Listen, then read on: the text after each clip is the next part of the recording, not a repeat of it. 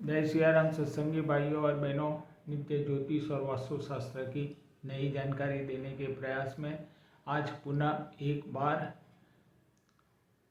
धन संबंधित कुछ बेहद ही असरकारक और कारगर उपाय के विषय में आप सभी मित्रों से जानकारी साझा करने का प्रयास करता हूँ। जैसे कि हम सब जानते हैं, इस कलयुग में पैसों का कितना महत्व है। कई बार देखा गया है, व्यक्ति की जन्म पत्रिका में कई प्रकार के योग होते हैं या व्यक्ति जहाँ कहीं रह रहा है, काम कर रहा है, वहाँ का वास्तु भी व्यक्ति की आर्थिक स्थिति को संबंध रखता है और वहाँ का अगर वास्तु बैलेंस नहीं होगा तो भी व्यक्ति कितनी भी मेहनत कर ले पर उसे इच्छित धन प्राप्ति या पैसा जुड़ने में या पैसा कमाने में कई सारी दिक्कतें आती रहती है। तो आज मैं कुछ ऐसे उपाय बताने का प्रयास करता हूँ।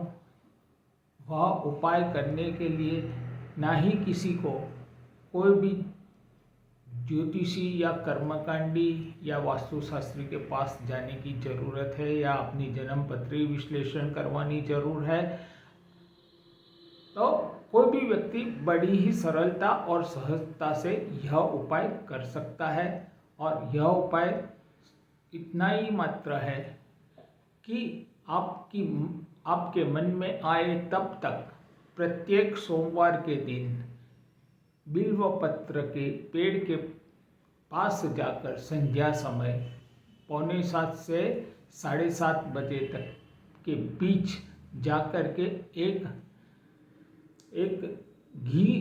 शुद्ध देसी घी का दीपक प्रज्वलित करें और बिल्व पत्र के पेड़ के पास सिर्फ 2 मिनट खड़े रह करके बिल्व पत्र के पेड़ से प्रार्थना करें कि हे लक्ष्मी माँ, हमारी दरिद्रता का नाश कीजिए और हमें आर्थिक रूप से संपन्न बनाए।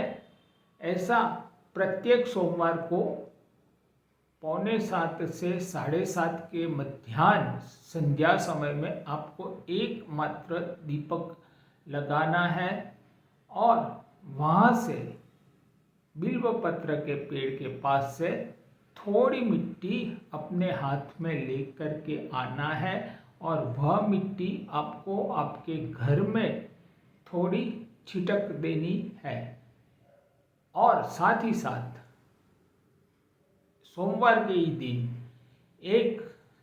यह प्रयोग करने के उपरांत एक सफ़ेद छोटा सा कपड़ा ले लीजिए, जिसे छोटा सा उसमें अपने 4 उंगली और 1 अंगूठा जिसे हम कहते हैं, इतने में जितने दाने आ सकते हैं साबुत धनिये के, साबुत चावल और एक छोटा सा चांदी का टुकड़ा, या टुकड़ा नहीं हो सके तो चांदी का छल्ला भी होगा तो भी चलेगा। सफ़ेद कपड़े के अंदर यह तीनों चीज़ें रख दे और उसके उपरांत उसके ऊपर थोड़ी सी पीली हल्दी डाल के वह सफ़ेद टुकड़े को एक छोटी सी गठरी जैसा बना दे और धूप दीप दे करके आप अपने जो भी आराध्य देव है उनका स्मरण करते हुए, उनसे प्रार्थना करते हुए, प्रभु हमारी आर्थिक स्थिति को मजबूत करने के लिए यह उपाय मैं करने जा रहा हूँ, ऐसा मनोमन प्रार्थना करके आपके घर का जो मुख्य द्वार है, यहाँ पर ध्यान रखने वाली बात सिर्फ इतनी ही है कि घर का मुख्य द्वार होना चाहिए, कंपाउंड का मुख्य द्वार नहीं। वह घर के मुख्य द्वार के मध्य में आपको बाहर की तरफ यह सफ़ेद कलर की जो गठरी बनाई है उसे टांग देना है, ताकि घर में आते समय और जाते समय परिवार के सभी सदस्य वह गठरी के नीचे से आएंगे और जाएंगे, इतना कर लेना है। और माह में एक अमावस्या आती है, तो प्रत्येक अमावस्या के दिन आपको चावल और साबुत धनिया, वह दोनों पदार्थ जो है, वह दोनों पदार्थ आपको बदलने हैं। जो पुराने हैं उसे आप पीपल के पेड़ के पास रखाएं और अमावस्या के दिन चावल और धनिया बदल दे। चांदी का छल्ला बदलने की कोई ज़रूरत नहीं है। इतना करने से विश्वास कीजिए, आपकी जो कोई भी धन संबंधित समस्या है, धन संबंधित आपको शुभ परिणाम मिलेगा।